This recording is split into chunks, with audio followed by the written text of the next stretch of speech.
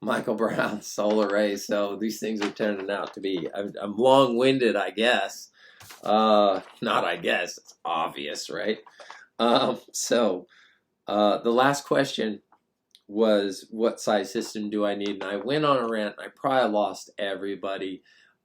I could direct you to the right place to look. Don't look at manufacturer sites. Do not look at contractor sites and or any place. Don't go anywhere and expect the truth from anywhere that's asking for your email and your phone number and your information, because those sites are strictly in business to sell your information to a contractor as a lead. Okay? So if you want to learn something, if you want to get a phone call, do that. If you want to learn something, you need to go to the Department of Energy. You need to go to one of the renewable energy laboratories and go that route. You know, go the route of true education, not the route of social media education and or marketing education. Do yourself a favor. That's the truth, right? So that's what this is supposed to be, the truth. So I only answered one part. There were 3 parts to the last question, which was, what system size do I need? I think I kind of got there at the last one. I hope I did. If not, leave comments. I'll answer. How long will my system last? Your system could last 50 years or more. And that's based on the construction of solar modules and solar cells back in the 50s and 60s, right? Which they were all handmade and hand doped and there was no automation stuff. The processes are much better now, much more efficient now. The materials are much better, much more efficient. Try to go with something that you trust, something that is sponsored by a name and a company that's been around a while. So LG used to be in the game, but COVID and COVID rules and COVID manufacturing rules and stuff like that, they kind of just threw up their hands and they said, you can have it. We'll just make refrigerators and TVs and you guys can have all the solar. We're not going to argue with you, because they were running into some issues with their factory in the US and they just said it's not worth it. So Panasonic is still in the game, and they partner with a company called REC. So you see the REC and you see the Panasonic. They come right off the same assembly line. The only difference between the two is one has a Panasonic sticker and one has an REC sticker. Probably not supposed to say that. I might lose my ability to buy Panasonic, which wouldn't hurt my feelings, just because they charge me a lot more for that label, and that's all you get is a label. The warranties are the same, parts and labor for 25 years. And that's the only manufacturer that I know that's actually giving labor also for 25 years. But it's a Panasonic partnership, even with the REC. So I think we're pretty safe there, right? The short answer is the systems are warranted all the way through 25 years. Realistically, the components. And then we get into one of the questions that was asked before, this type of system. Should I do a string inverter, microinverter, optimizers, and this, that, and the other? If you're thinking about longevity, you want less parts, not more parts. And you also want to go with a manufacturer that isn't always changing, and your power electronics and things like that, that isn't always changing their models.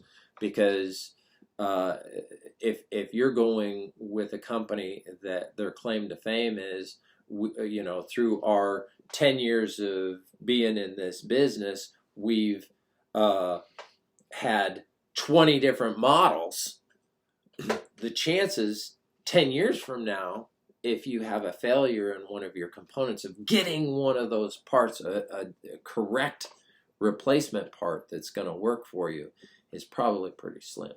So be cautious about that. But the systems could last the rest of your life easily if they're maintained and kept up regularly, which leads into the second part of that is what kind of maintenance and stuff like that. Very little, unless you have a lot of trees around and or you're close to roads, heavily traveled roads, in which case you might want to do an annual or a biannual cleaning on your modules. Avoid any type of detergents because you don't want to erode or dissolve any of the sealants so water can't get within the solar modules themselves. Make sure there's no issues with your house's grounding system because these solar modules on your roof are DC. And DC is very good and it's very easy to generate electricity with DC electricity. However, they are prone to complications if you go and throw a lot of energy onto the negative side of the DC. If you throw a whole bunch of positive energy onto that side, you can damage your electronics. And so there's that. So be cautious about those types of things, right? So maintenance is very little. Like I said, clean stuff up. Make sure that your grounding system for your house, which is good for your electronics too, right? So it's good for your house. Keep arcing and everything else like that for your house. And the general rule of thumb, hey Carl, how often are you supposed to replace the ground rods on your house? It's like every 5 years, right? Yeah, depending on your soil. If you have really wet soil and stuff like that, it can last a lot longer. Your grounding electrode system, and that's your ground rod, next to your electrical service. If you're in drier soil or sandy soil, you might want to replace that like every 5 years, and or if you know that your house has been subject to a very high surge from a nearby lightning strike. Your house doesn't have to be hit by lightning in order to have electrical damage within your house. One very close by will send electricity through the ground, especially if the ground at that period of time is wet, and it will find that ground rod, right? And you could actually get surges coming up through your AC negative and your grounding electrode system. So if you have gone through a storm and all of a sudden your TV doesn't work and this, that, and the other, hire an electrician, come out and drop a ground rod. It probably $100 to have somebody come out and replace your grounding electrode.